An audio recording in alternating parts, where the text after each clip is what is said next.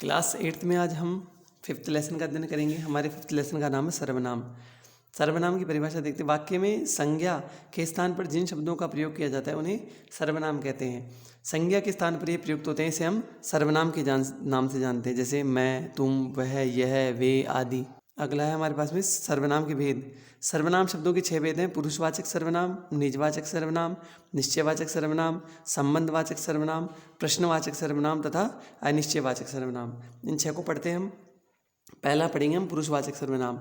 जिस सर्वनाम का प्रयोग किसी पुरुष या स्त्री के लिए होता है तथा जिसके बोलने वाले, सुनने वाले और जिसे संबंध में कुछ कहा जा रहा है, इन तीनों में से किसी एक पुरुष का बोध कराया जाए, उसे पुरुषवाचक सर्वनाम कहते हैं। यानी प्रथम पुरुष, मध्यम पुरुष और उत्तम पुरुष तीनों का बोध जहाँ हो तो और मनुष्य का पता लगे, वहाँ पर क्या कौन सा होता है?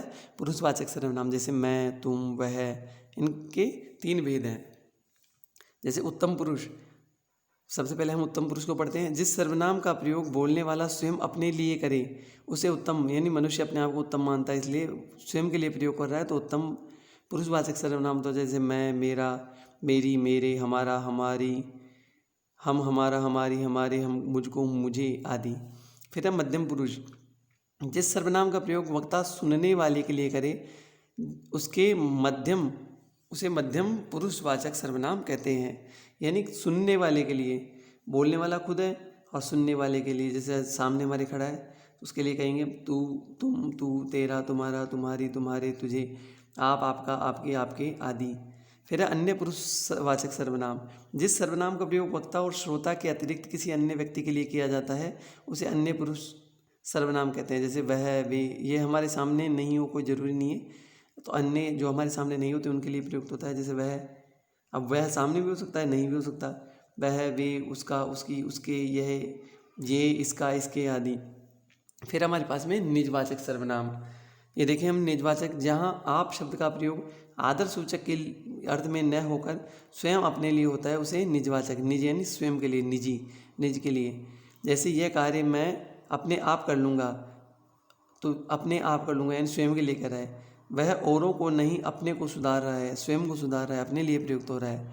विशेष, जहाँ आप शब्द श्रोता के लिए प्रयोग होता है, सुनने वाले के लिए, वहाँ यह आदर सूचक मध्यम पुरुष होता है। और जहाँ आप शब्द का प्रयोग वक्ता द्वारा अपने लिए हो वह निजवाचक, यानी किसी अन्य के लिए, श्रोता के लिए होगा तो वो आदर सूचक हो जाएगा, मध्यम पुरुष में चले जाएगा, और स्वयं के लिए प्रयुक्त होगा तो निजवाचक सर्वनाम प्रयुक्त होगा। फिर है हमारे पास में निश्चयवाचक सर्वनाम। जिस सर्वनाम से किसी निश्चित वस्तु का बोध हो उसे निश्चयवाचक सर्वनाम कहते हैं। जैसे यह, वह, वे, ये आदि। यह ठीक है, जैसे वह तो राम है। फिर हमारे पास में चतुर्थ नंबर पे आता है संबंधवाचक सर्वनाम। एक सर्वनाम का संबंध दूसरे सर्वनाम से जोड़ने वाले शब्द संबंधवाचक सर्वनाम कहलाते हैं। जैसे जो, सो, यानी जोड़ने का काम करेगा, संबंध करेगा, जो करेगा सो करेगा। उदाहरण है इसका, तो संबंध बता रहा है, जुड़ रही है, जो ये दोनों बातें जुड़ रही है। फिर हमारे पास में प्रश्नवाचक सर्वनाम। जिस सर्वनाम से किसी प्रश्न का बोध होता है उसे प्रश्नवाचक सर्वनाम कहते हैं। जैसे कौन, क्या। वाक्य हमारे पास, दरवाजे पर कौन है, तुम्हारे हाथ में क्या है, तो प्रश्न पूछा जा रहा है, चिन्ह भी लगा हुआ है प्रश्नवाचक का यहाँ पर। फिर छठा है हमारे पास में अनिश्चयवाचक सर्वनाम। जिस सर्वनाम से किसी निश्चित वस्तु का बोध न हो उसे अनिश्चयवाचक सर्वनाम कहते हैं। जैसे कोई, कुछ, प्रायः, निश्चित बोध नहीं होगा। सजीव वस्तुओं के लिए कोई आता है और निर्जीव वस्तु के लिए कुछ आता है। सजीव के लिए तो क्या आएगा? कोई, और निर्जीव के लिए क्या आएगा? कुछ। जैसे कोई द्वार पर खड़ा है और उसके हाथ में कुछ है, निर्जीव वस्तु है।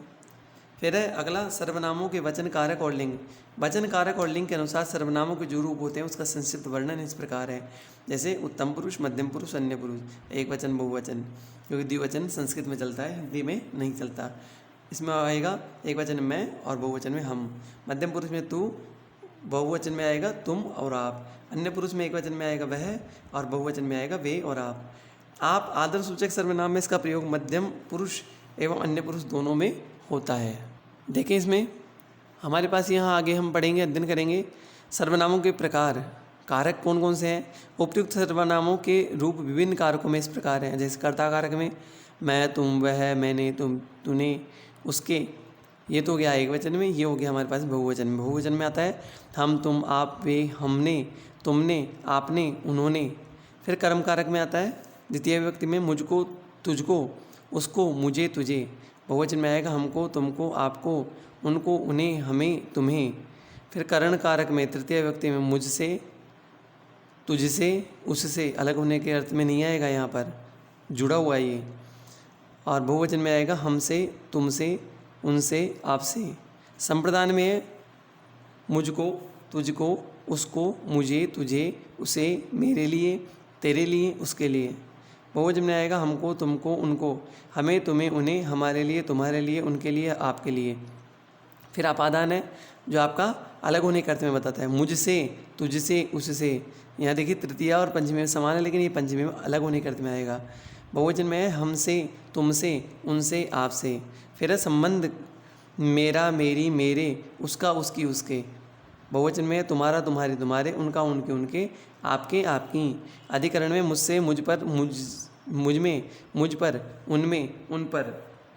और बहुवचन में है हम में, हम पर, आप में, आप पर, तुम में, तुम पर, उनमें, उन पर। फिर अगला है हमारे पास में सर्वनामों के लिंग। सर्वनाम शब्द के रूपों के लिंग के कारण कोई परिवर्तन नहीं होता।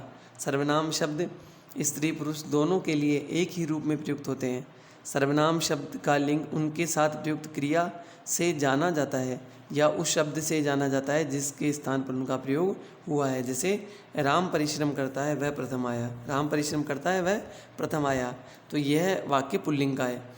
और सीता परिश्रम करती है वह प्रथम आएगी, तो यहाँ पर आएगा और यहाँ पर आएगी शब्द आपके पास में दिखा। तो राम के लिए वह प्रयुक्त हुआ तो पुल्लिंग में, सीता के लिए वह प्रयुक्त हुआ ये स्त्रीलिंग में। यहाँ पर ये वाक्य के अनुसार हम प्रयोग करते हैं। अब हमारे पास में क्वेश्चन आंसर है, इनको हम देखते हैं। पहला है संज्ञा के स्थान पर प्रयुक्त होने वाले शब्दों को किस नाम से जानते हैं, तो उसे हम सर्वनाम के नाम से जानते हैं। दूसरा है हमारे पास उत्तम पुरुष सर्वनाम में शामिल है। मैं उत्तम पुरुष में मैं स्वयं के लिए हो रहा है, हम भी स्वयं के लिए हो रहा है, मेरे ये भी स्वयं के लिए हो रहे हैं, तीनों ही हैं। फिर हमारे पास में तीसरा उसके हाथ में कुछ है, रेखांकित में सर्वनाम है। यहाँ पर हमें सर्वनाम बताना है, तो अनिश्चयवाचक है, यानी कुछ है पता ही नहीं है, तो अनिश्चयवाचक सर्वनाम है। फिर है मध्यम पुरुष का उदाहरण है, मध्यम पुरुष का उदाहरण तुम, मैं, हम, हमारा, तो तुम आएगा। ये तीनों तो उत्तम पुरुष के हो गए। ऐसे खाली स्थान है हरिओम ने, यह तीनों में से एक शब्द डालना है, तो उसका पैसा लौटा दिया था, तो उसका शब्द आएगा। दीपक दीपावली पर 7 बच्चों को भी ले आया अपने ही साथ।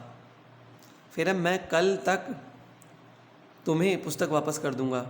फिर मैं वह पुस्तक उन्हें पढ़कर लौटा, मैंने वह पुस्तक उन्हें पढ़कर लौटा दी थी। तो आपके पास में ये आंसर भी है। अब यहाँ पर सर्वनाम की परिभाषा है, वैसे आप देखें इसके प्रकार हैं उसके बारे में पूछा गया है वो देखें।